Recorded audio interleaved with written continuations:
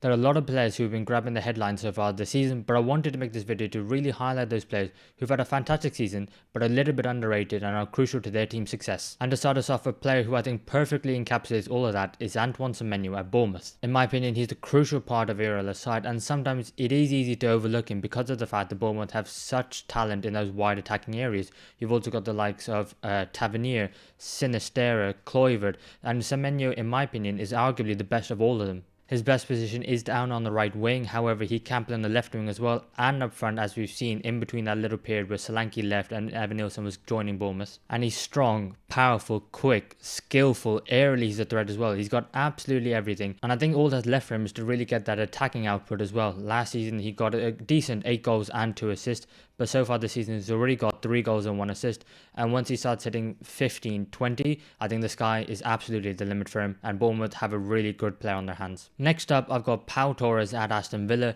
and I think everyone rates him as a really good player, but when we talk about the best centre-backs in the league, he often gets overlooked and he's not even in the discussion. And I think a part of that is because he's often talked about as a ball-playing centre-back and, someone who can really help you in build-up, but he doesn't actually get the defensive acknowledgements that he deserves. Per game this season, he averages 2.5 ball recoveries, 2.3 clearances, 1 tackle and 0.5 interceptions, and those are very solid defensive numbers and they're not exceptional. However, he doesn't need to be exceptional because Aston Villa are a really good outfit, one that's doing really well in the Champions League after just beating Bayern Munich at home, and one that's also competing for the top 4 in the Premier League yet again for consecutive seasons. And I think when you consider the fact that Pau Torres is only 27, it's scary that he might even have another level to go. And for Brighton, we have to talk about Carlos Baleba, because last season he came in after they lost Alexis McAllister and Moises Caicedo, and he struggled admittedly, but of course who wouldn't when you've just had your entire midfield taken out, and a midfield of that quality as we've seen as they joined Chelsea and Liverpool respectively, how good those two players are. And I think under De Zerbi he didn't necessarily quite fit in, and he also got to remember he's a very young player at that time, 19. This season, 20 years of age, under Fabian Hurlitzer, I think he's been absolutely outstanding. He's really dominated them at field and made his own space in that starting 11. He carries the ball impressively, really well. His passing is very accurate and he's got bundles of strength as well. And he looks like a really exciting player. And for a player who came in to replace Moises Caicedo, I think it's now where, could potentially be even better than he was. Then we have to talk about Nicholas Jackson, a player who got a lot of criticism last season, and sometimes I thought rightly so, and on other times I thought it was a little bit harsh. But so far this season, the 23-year-old striker has already got 4 goals and 3 assists from an XG of 4.66, and I think this is one thing you need to take into account. He's still only 23, and the pressures of playing for Chelsea and playing up front for them, where they've had, a not a very impressive record with recent number 9s. When you think about the ones that have been successful at Chelsea and at Stamford Bridge, you think of maybe Didier Drogba, you think about Diego Costa, but there's a large period of time where they've been woeful up front. And when you think about, he only really had a season and a bit really of success at Villarreal where he's starting week in, week out, and you think about last season was his first season in England, I think it's one where we need to be giving Jackson time. And when you talk about everything that Chelsea do so well, you talk about Cole Palmer, you think about the wide players like Nkunku, Neto, Madueke, you don't really mention Nicholas Jackson, and he's always talked about as a player who Chelsea can improve upon, and it's an area of need. But in my opinion, you need to allow for a player to improve and grow, and I think Nicholas Jackson is doing exactly that. Massively underperformed his XG last season, one of the worst forward in the league, but this season he's actually matching it really well, doing okay, and it's one where I would like to see Nicholas Jackson maybe be given that starting spot as a striker and let him grow and develop, and let's see what player he can become, because I think there is one there that can be the perfect foil for all the attacking talent that Chelsea have, and one that I'm excited to see going forward. Next, we have to talk about Jurgen Timber, because I think, in my opinion, this is a player who I thought was quality when he signed for Arsenal initially. Very disappointing that he picked up his ACL injury and was out for the whole of last season. But coming into this season, we thought, okay, where's he going to fit in? Maybe he's going to be left back. Maybe he's going to compete with Calafiori. Maybe he's going to debutise for Ben White at right back.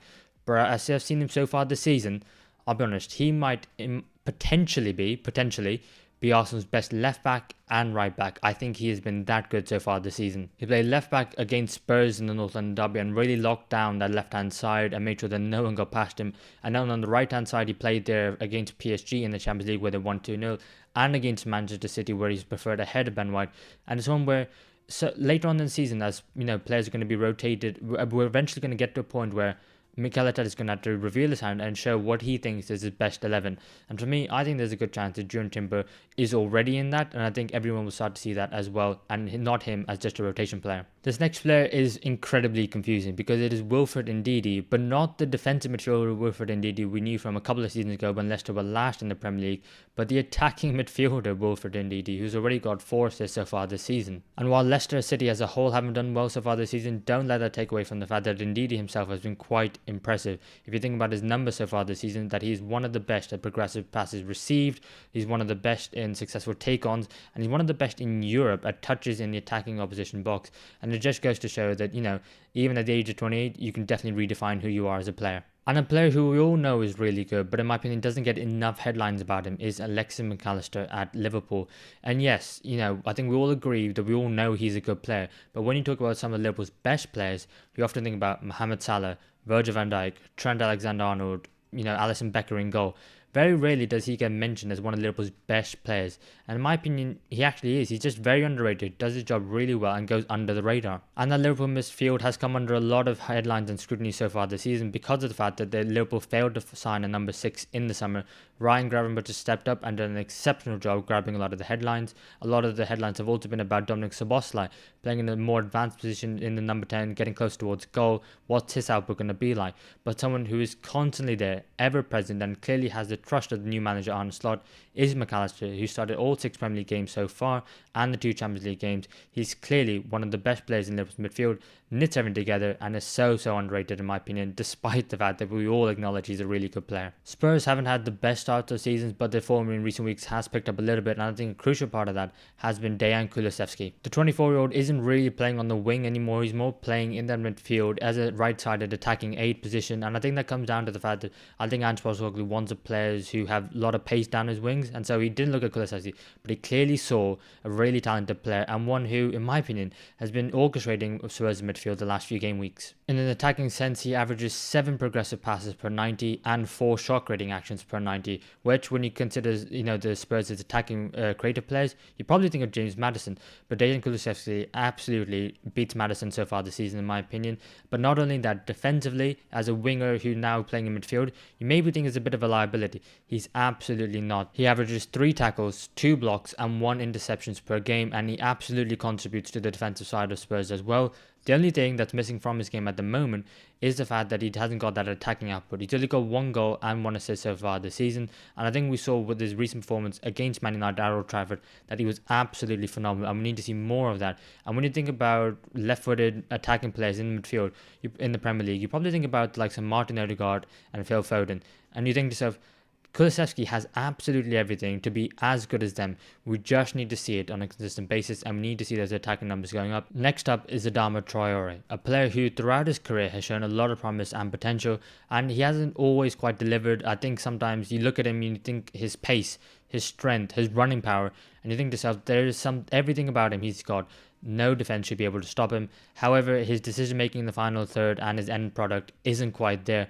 But I think now, finally, at the age of 28 and under Marco Silva in this current Fulham side, he's actually really started to show he can have that end product and final finishing. He started every game so far this season out on the right wing, and he's got 1 goal and 2 assists to his name as well. And Fulham have got some really talented technical players, the likes of Andreas Pereira, Emil Smith-Rowe, Alex Iwobi. But sometimes you need a little bit of variation in your attack, and Adama Traore is exactly that, down on the right wing, but now with that end product as well, he can be such a handful for Fulham, and a side who are doing so well at the beginning of the season. I think Adama Traore definitely deserves his flowers. And last up is Nottingham Forest Nikola Milenkovic, who in my opinion has gone very under the radar in Nottingham Forest's great start of the season. A lot of people have been talking about Morgan Gibbs-White, Anthony Elanga, Callum Hudson-Odoi, Chris Wood, the attacking talent of Forest. However, you've got to take into account the only reason that they're all allowed to play in a game of football is because of the fact that Nottingham Forest are incredible defensively. Previously, you probably see Forest play with the back 3, but with Murillo and Milenkovic, that starting partnership is so good,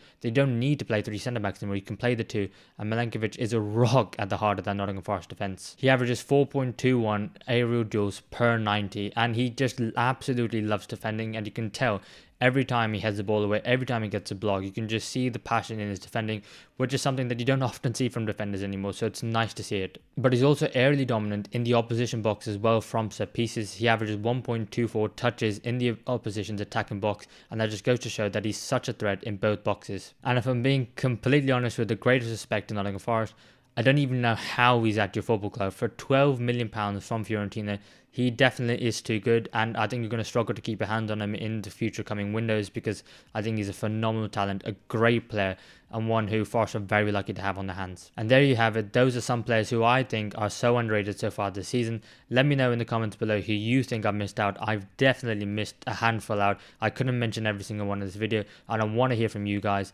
Let me know, and I'll see you in the next one.